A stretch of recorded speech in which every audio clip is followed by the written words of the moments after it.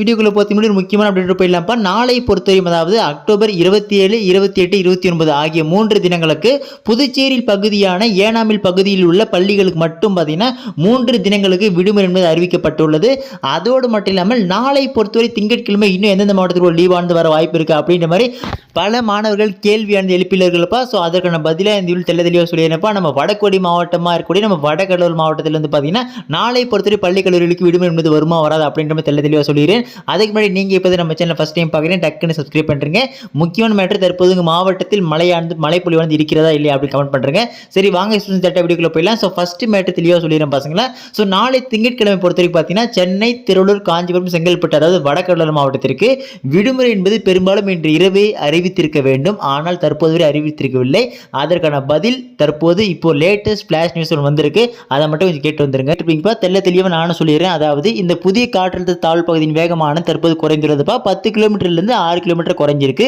இதனால என்ன ஆயிடுச்சு அப்படின்னு பார்த்தீங்கன்னா இன்று இரவே கனமழையான தொடங்க வேண்டியது உங்களுக்கு தற்போது வந்து அந்த கனமழையின் தாக்கமானது நாளை அதுவும் திங்கட்கிழமை மதியம் ஒரு 11 மணிக்கு மேலே தான் பார்த்தீங்கன்னா உங்களுக்கு கனமழை தொடங்கும் அப்படின்ற மாதிரி நம்ம வானிலை எச்சரிக்கை விடுத்துள்ளார்கள். ஸோ இதனால 2 சிக்கல் என்ன ஆயிடுச்சு பார்த்தீங்கன்னா இன்று இரவு கனமழை தொடங்கியிருந்தால் உங்கள் மாவட்ட ஆட்சியர்கள் இன்று இரவே விடுமுறை என்பதை அறிவிப்பார்கள். ஆனால் இந்த கனமழையானது திங்கட்கிழமை 11 மணிக்கு மேலே தான் பார்த்தீங்கன்னா காலை 11 மணி மேலே தொடங்க சொல்லியிருக்காங்க.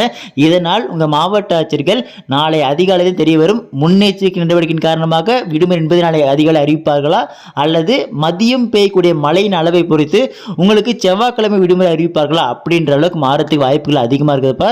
ஸோ நாளை அதிகாலை வருமா எப்படி முடிவெடுக்கிறாங்க அப்படின்றது உங்கள் மாவட்ட ஆட்சியர் கையில் தான் இருக்குது.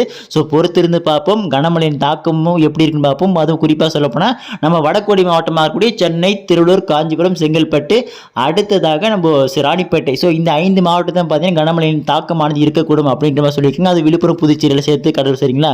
ஸோ அதனால் இந்த 6-7 மாவட்டத்தை பார்த்தீங்கன்னா விடுமுறை என்பது நாளை வருவதற்கு பெரும்பாலும் அதிகாலை அறிவிக்க முன்னெச்சரிக்கை நடவடிக்கை காரணமாக வாய்ப்புகள் இருக்கிறது. மற்ற மாவட்டத்தை பொறுத்தவரை தற்போது விடுமுறை என்பது வருவதற்கு சாத்தியக்கூறு எதுவும் இல்லை சரிங்களா.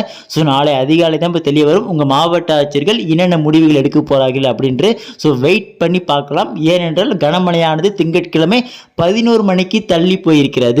ஸோ அதனால் மார்னிங் வீட்டில் தெளிவாக சொல்லியிருப்பாங்க உங்களுக்கு. ஸோ அடுத்ததை தொடர்ந்து கொடுத்துட்டு இருக்கேன் பாருங்க. ஸோ மிஸ் பண்ணால் தெரிஞ்சுக்க நீங்கள் இப்போ நம்ம சேனல் ஃபஸ்ட் டைம் பார்க்குறீங்க டக்குன்னு சப்ஸ்கிரைப் பண்ணிட்டு உங்கள் ஃப்ரெண்ட்ஸுக்கு இந்த வீடியோ ஷேர் பண்ணுறீங்க.